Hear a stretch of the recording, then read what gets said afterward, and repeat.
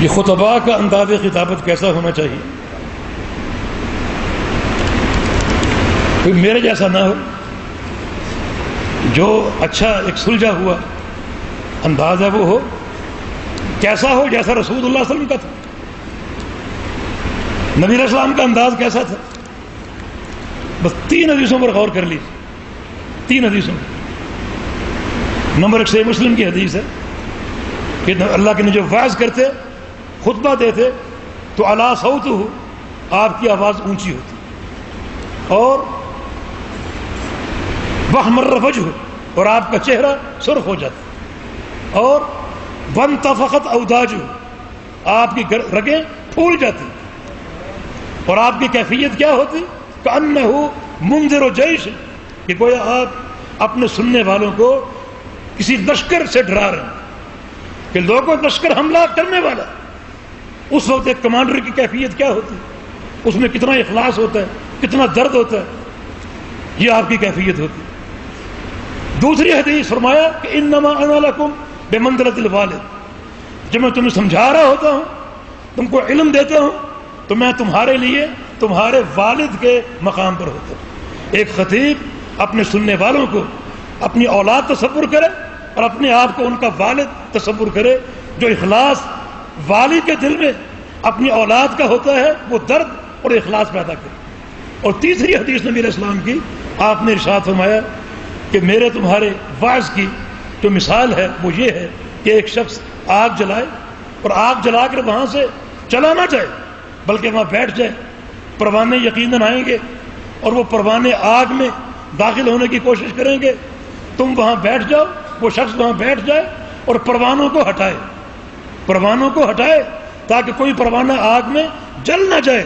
فرمایا کہ یہ میرا انداز ہے، جہنم کی آگ روشن ہے، جہنم کی آگ جل رہی ہے، اور تم اس آگ میں کودنے کی کوشش کر رہے ہو، اور میں تمہیں وہاں سے ہٹانے کی کوشش کر رہا ہوں۔ انی لآخذ بِیدکم عن النار وانتم تقحمون فیہا، میں تمہیں تمہاری پشتوں سے پکڑ کر جہنم سے کھینچ رہا ہوں اور ہٹا رہا ہوں، اور تم جہنم میں کودنے کی کوشش کر رہے ہو۔ یہ ایک داعی کا انداز ہونا چاہیے۔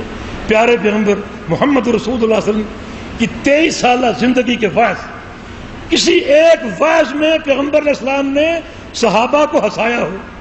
کوئی مثال پیش کر سکتے؟ سب بیٹھے ہیں سامعین، کسی ایک واعظ میں رسول اللہ صلی اللہ علیہ وسلم نے صحابہ کو ہنسایا ہو؟ کوئی ایک مثال ہے پورے ذخیرہ حدیث میں؟ پھر آپ لوگ کیوں سنتے ہیں کہ فلاں شخص نے ایسا واعظ کیا کہ ہنس کے پیٹ میں درد ہو گیا؟ یہ واعظ کا انداز ہے؟ نبی علیہ السلام واعظ کرتے، صحابہ منہ چھپا چھپا کر روتے ہیں، رونگٹے کھڑے ہو جاتے، آنکھیں بھیگ جاتی، رونے کے واقعات آتے ہیں، ہنسنے کا کوئی واقعہ نہیں آتا۔ یہ دین ہے، کھیل نہیں ہے، تماشا نہیں ہے۔ یہ واعظ کا مقصد آخرت کی تیاری اور آخرت کی طرف متوجہ کرنا، اس ہنسی مذاق کا اس میں کوئی شائبہ نہیں۔ دوسرا ایک کام آج یہاں بھی ہوا، نعرہ تکبیر گونجا گیا اور آپ سب نے اللہ اکبر کہا۔ اس کا کوئی ثبوت ہے تو بتائیں؟ اللہ اکبر آپ نے سب نے مل کر کہا، یہ اجتماعی ذکر؟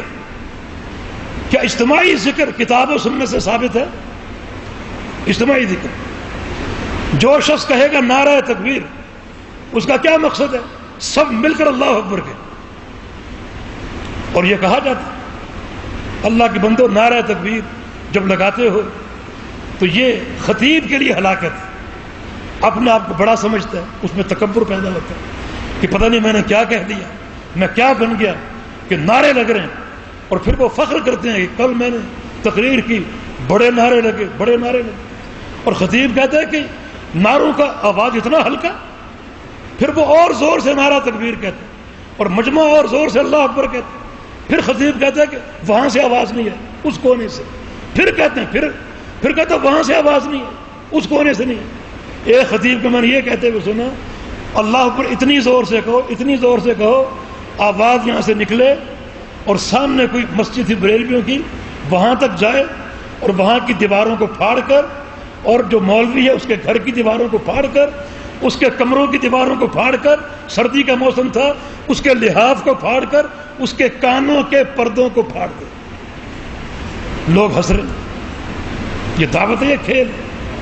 بلکہ ایک شخص نے یہاں تک کہا نعوذ باللہ واستغفر اللہ کہ اتنا ہلکا نعرہ اتنا اونچا لگاؤ، اتنا بڑا لگاؤ جتنا بڑا تمہارا رب ہے. نعرے کی آواز کے ساتھ اپنے رب کو قیاس کر رہے ہیں، رب کی بڑائی کو اپنے نعرے کی آواز میں تول رہے ہیں. اللہ کا خوف کرو. یہ تمام فرسودہ باتیں حکمت دعوت کے خلاف ہیں. سب سے زیادہ تاثیر کس کے الفاظ میں تھی؟ محمد رسول اللہ صلی اللہ علیہ وسلم. کبھی صحابہ نعرہ لگایا، کبھی اللہ کے پیغمبر نے کہا ہو سب مل کر سبحان اللہ کہو، سب مل کر الحمدللہ کہو. یہ سب اجتماعی ذکر، سب کہو سبحان اللہ، سب کہو الحمدللہ، اور نعرہ تکبیر اللہ اکبر. اجتماعی ذکر کی دعوت ہے اور دین میں یہ ثابت نہیں. لہذا یہ دعوت کے کچھ طرق اور کچھ اسالیب جو سلف سے اور احادیث ہمارے سامنے ملتے ہیں. اللہ پاک مجھے اور آپ کو ہر معاملے میں کتاب و سنت کی اتباع کی توفیق عطا فرما دے. اور خاص طور پہ یہ ہمارے 12 ساتھی جو کل تک طلبہ تھے اور آج بحمدللہ علماء کی صف میں داخل ہو رہے ہیں، ان کی استقامت کی دعا کریں. اللہ تعالیٰ علم نافع اور عمل صالح کے لیے ان کے سینوں کو کھول دے. اللہ پاک انہیں استقامت دے. میدان عمل میں، میدان دعوت میں اللہ تعالیٰ ان کو پورے اخلاص، جد و جہد کے ساتھ کام کرنے کی توفیق عطا فرما دے. اور یہ مدارس جامع امام بخاری، اس نہج کے دوسرے مدارس، اللہ ان کو قائم و دائم رکھے. اللہ تعالیٰ ان علماء کا سایہ ہم پر قائم رکھے. یہ طلبہ اللہ تعالیٰ ان کی حفاظت فرمائے. اور وہ معاونین جو ان مدارس کی کفالت کرنے والے ہیں اور معاونت کرنے والے ہیں، محبت کرنے والے ہیں، اللہ ان سب کی حفاظت فرمائے اور ان کی نیکیاں قبول فرما لے.